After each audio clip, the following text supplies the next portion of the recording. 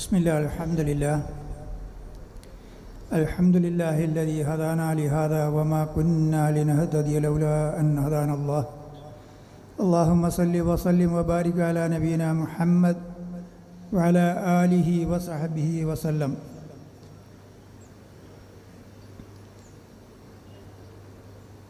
ഏറെ സ്നേഹം നിറഞ്ഞ നേതാക്കളെ, സദസ്സിലും വേദിയിലും ഉപവിഷ്ടരായിട്ടുള്ള നേതാക്കളെ, ശ്രോതാക്കളെ, അസ്സലാമു അലൈക്കും വറഹ്മത്തുള്ളാഹി. ഈ മഹാസമ്മേളനം ഉദ്ഘാടനം ചെയ്യാനിവിടെ വരുന്ന ബഹുമാന്യനായ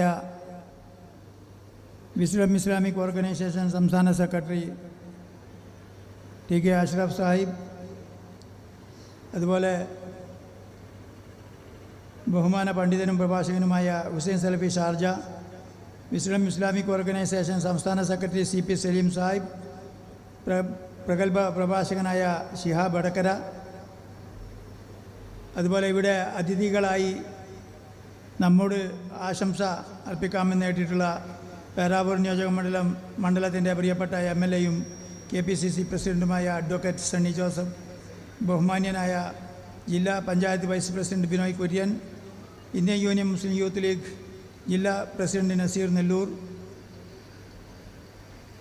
ബഹുമാന്യമുള്ളവരെ, ഒരു നൂറ്റാണ്ട് കാലമായി കേരളത്തിൻ്റെ മത, സാമൂഹിക, സാംസ്കാരിക, വിദ്യാഭ്യാസ പ്രവർത്തന മേഖലകളിൽ പ്രശോഭിതരായ സനാഉള്ള മക്തി തങ്ങൾ, വക്കം മൗലവി, KM മൗലവി, EK മൗലവി, മൊയ്തു മൗലവി, മുഹമ്മദ് അബ്ദുറഹ്മാൻ സാഹിബ്, ഉമർ മൗലവി തുടങ്ങിയ ഒട്ടേറെ പണ്ഡിതന്മാരും നേതാക്കളും പ്രവർത്തിച്ച് കാട്ടിത്തന്ന അതേ പാതയിലൂടെ സഞ്ചരിച്ചു കൊണ്ടിരിക്കുന്ന പ്രസ്ഥാനമാണ് വിസ്ഡം ഇസ്ലാമിക് ഓർഗനൈസേഷൻ. അതുപോലെ അതിൻ്റെ കീഴ്ഘടകങ്ങളായ youth, students, women's and girls എന്നീ ഘടകങ്ങളും. നബി സല്ലല്ലാഹു അലൈഹി വസല്ലമയിൽ നിന്ന് നേരിട്ട് ദീന് പഠിച്ച സലഫുകളുടെ മാതൃക പിൻപറ്റുന്നവരെന്നതുകൊണ്ട് സലഫികളെന്നും ഖുർആനും ഹദീസും പ്രമാണമായി സ്വീകരിക്കുന്നവരെന്നതുകൊണ്ട് കേരളത്തിന് പുറത്ത് അഹ്ലെ ഹദീസ് എന്നും അറിയപ്പെടുന്നുവെങ്കിലും അഹ്ലുസുന്നത്തി വൽ ജമാഅത്തിൻ്റെ ആശയാദർശത്തിൽ നിന്ന് അണു അളവ് പോലും വ്യതിചലിക്കാതെ വിശുദ്ധ പാതയിൽ സഞ്ചരിക്കുന്ന ഒരു സംഘടനയാണ് വിസ്ഡം ഇസ്ലാമിക് ഓർഗനൈസേഷൻ. ഇസ്ലാം വിരോധിച്ച എല്ലാ തിന്മയിൽ നിന്നും സമുദായത്തെ അത് വിരോധിക്കുന്നു. ശിർക്ക്, ബിദ്അത്തുകളും ഖബറാരാധനകളും വ്യക്തിപൂജകളും മറ്റനേകം അന്ധവിശ്വാസങ്ങളും അനാചാരങ്ങളും ധൂർത്തും ദുർനടപ്പുകളും മുസ്ലിം സമൂഹത്തെ മുച്ചൂടും മൂടിയിരിക്കുന്നു. ആളുകളുടെ എണ്ണം നോക്കാതെ, വണ്ണം നോക്കാതെ, മുഖം നോക്കാതെ തിന്മയെ ശക്തമായി എതിർക്കുകയും നന്മ എത്തിച്ചു കൊടുക്കുകയും ചെയ്യുന്നു. മറ്റൊരു വശത്ത് ലിബറലിസം യുവസമൂഹത്തെ വഴിതെറ്റിക്കുകയാണ്.